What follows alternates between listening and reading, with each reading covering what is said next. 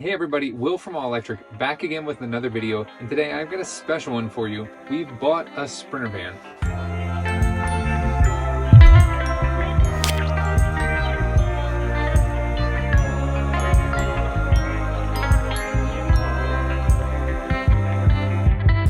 First things first, this is not the fully electric Sprinter van. This is a diesel Sprinter van. So this motor on this particular model runs on diesel, and that is for a couple different reasons that I'm going to get into right now.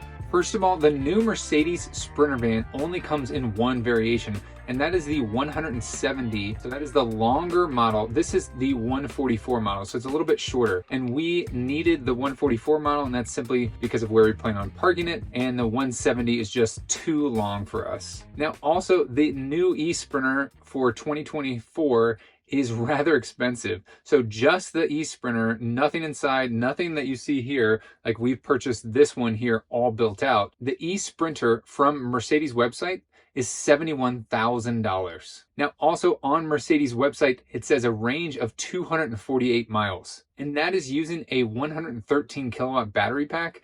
And I'm not convinced. Now this is a large vehicle, as you can see here in this video, but that eSprinter is the 170, so it's even longer. And so it's even larger, so it's heavier. So I'm not convinced that that thing's getting 250 miles of range or 248 like their website says in real world conditions. Let's say when it's cold, let's say when you have a lot of cargo or you're pulling something.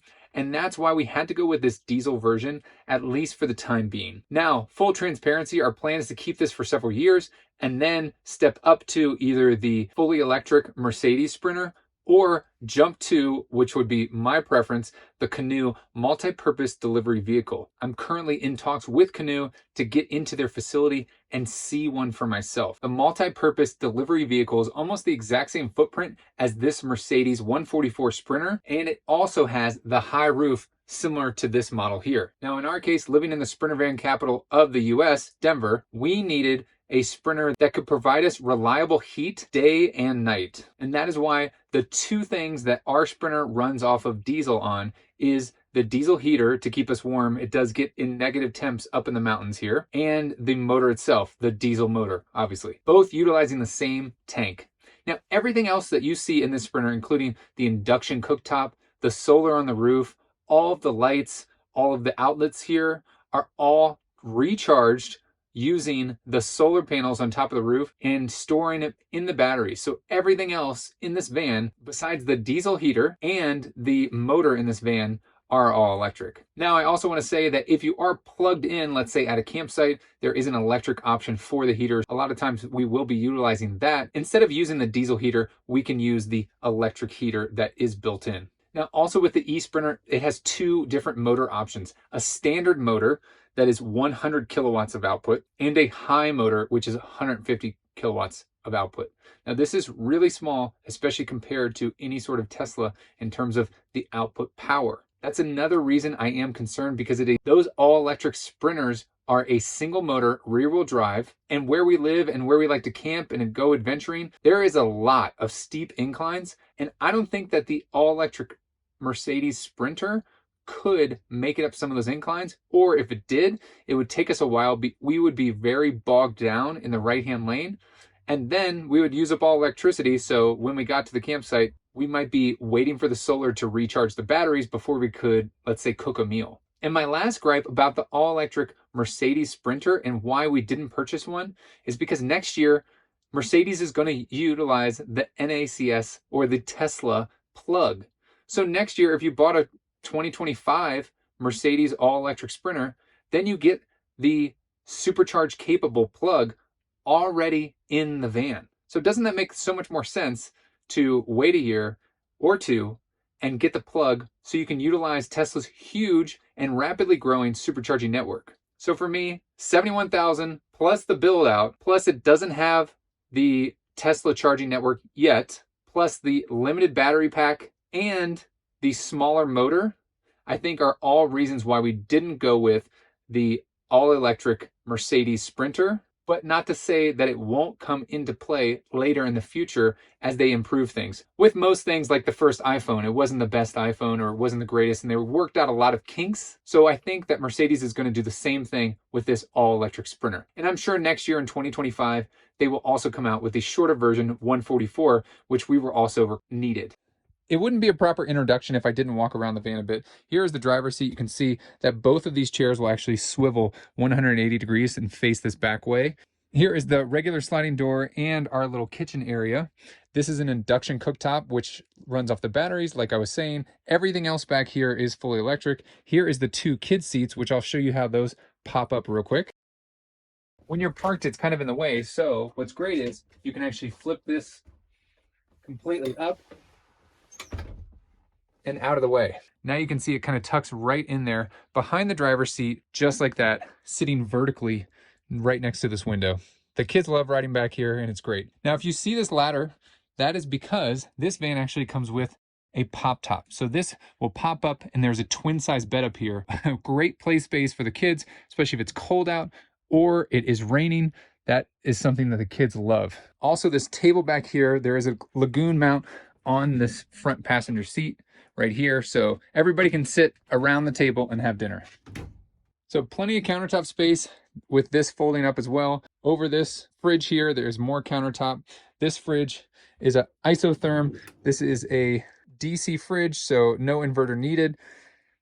Plenty of space in here and a small freezer.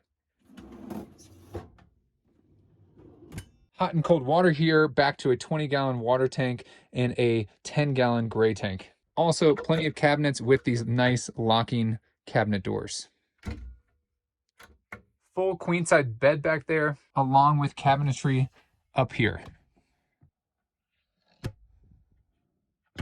And over here, there's also another 3 cabinets. Plenty of storage. Here you can see our energy readout. So this is our battery currently, and it also tells us this is also our solar charge controller and everything that we see here. So you can see our batteries are charged to 100%. We're not plugged in right now. It's just charging off the sun.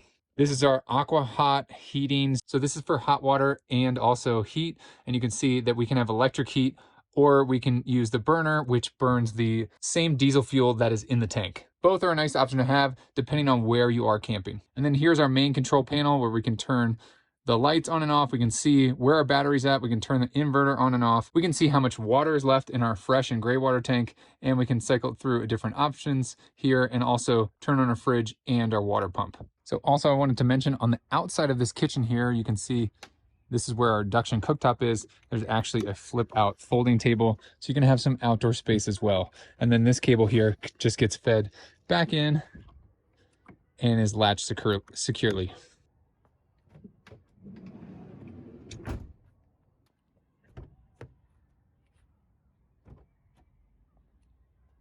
So in the back here, you can see the back of the queen bed here. We have our 2 storage compartments. This one over here is all of our electrical components. We do have 2 AGM batteries totaling, I believe, about 400 amp hours.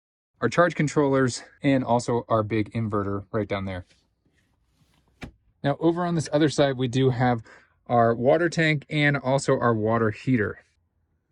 In the back of this, what's great is we do have hot and cold water, and we have a hose hookup here, so if you do want to take a shower while you're on the road. Also back here, you do have garage lights, so you can turn on these nice LED strips back here if you're wanting to see. And then we have our awning lights, which we can turn on, and that is inside the van. And we are messing around with some storage options.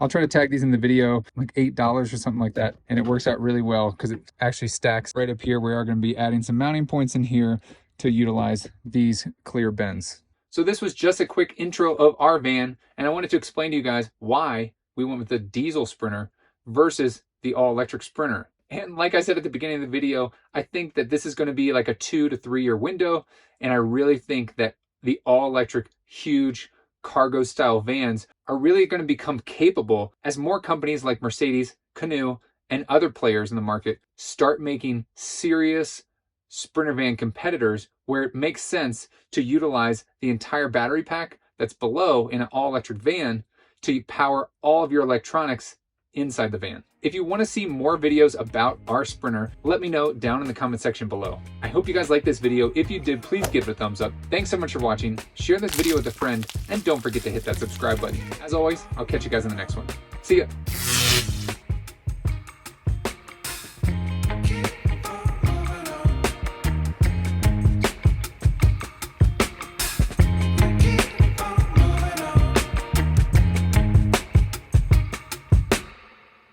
Keep on moving on.